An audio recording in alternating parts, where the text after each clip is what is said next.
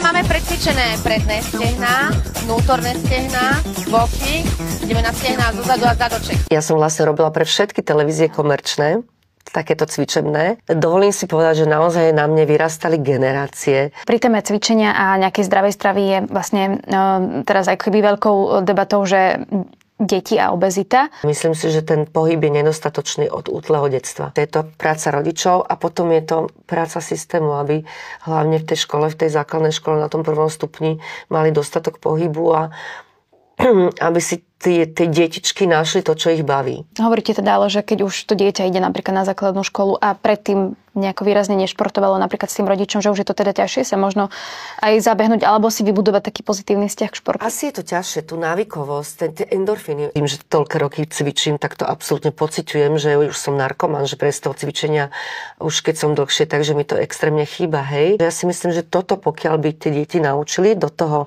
v tom predškolskom veku, takže je to veľmi dobrá barlička.